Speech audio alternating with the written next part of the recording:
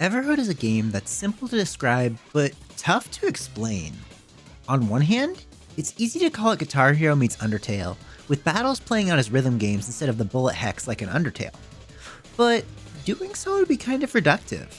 Everhood pushes its concept as far as it possibly can, peppering in new mechanics and trippy visuals across a variety of landscapes.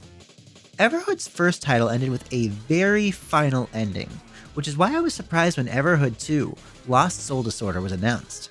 How would they continue the story? How would they up the ante from the previous game's mechanics? Can you play this without playing the first? Well, the answer to one of those questions is, it's not a continuation of the original story, I think? A handful of characters from the original make an appearance, so it's hard to say for sure how these games connect. In the start of Everhood 2, the player is asked a series of questions, Pokemon Mystery Dungeon style. Although instead of determining what Pokemon you are, you determine your soul color, aka what color your character will be for the entire game. Thankfully, my soul color is the same as my favorite color, green. In Everhood 2, My Lovely Sweet Destruction, you're not playing as an established character like Red in Everhood. You're playing as yourself. This makes sense from a gameplay perspective as well. Your character is much more personal, as you can customize them. You can pick your character's hairstyle or hat, and you unlock more as you play. And, as you unlock weapons, you have more options for combat. Everhood 1 had the player start without the ability to fight.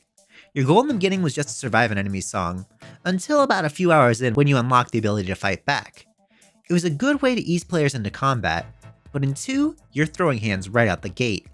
This is a welcome challenge for seasoned Everhood players, but it might make playing a little more difficult for new players. Combat in Everhood 2 remains unchanged at its core, but with a little more depth. Your goal is to collect notes of the same color and send them back to your opponent. It's high risk, high reward, as the more notes you collect before casting, the more damage you do. But taking damage or collecting a different color will make you lose everything that you've collected. The icons from the colorblind mode of Everhood 1 make their return as a permanent feature, now indicating an attack's type. Each enemy in Everhood 2 has a weakness, and attacking with the color they're weak to does additional damage. You'll also find that enemies with shields require a strong charge attack to get hurt. The addition of weapons helps deepen combat even further. Each weapon has 3 unique attacks based on how many notes you collect before casting, along with certain buffs to certain types of moves. Pair that with the ability to switch weapons while in combat, and the ability to power them up outside of combat, and this makes the new battles feel fresh. Everhood 2 also introduces a leveling system, encouraging players to get into random NPC battles to gain XP. The higher you level, the more damage you do. So if you ever get stuck on a hard fight, you can always grind to make it easier. On the flip side, highly skilled players won't need to engage as much with the grinding because they can defeat bosses on skill alone. There is one downside to introducing combat this early though.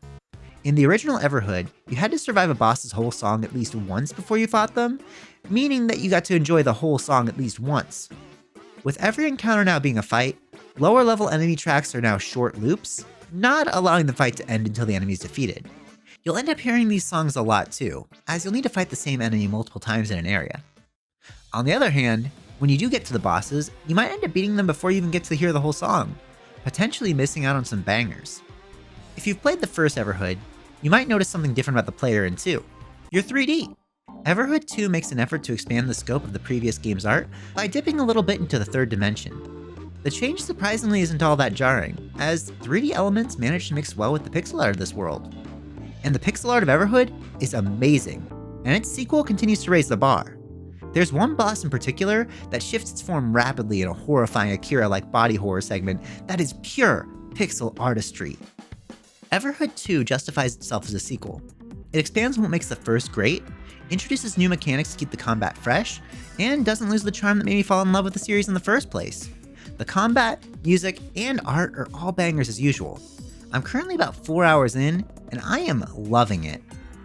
If you played the first and liked it, I definitely recommend 2 as well. If you haven't played the first, it's not a requirement to jump in, although I think you'll enjoy Everhood 2 more if you play the first, first. So what do you think? Are you gonna pick this up? What's your favorite Everhood song? Let me know in the comments. Thanks for watching, and I'll catch you in the next one.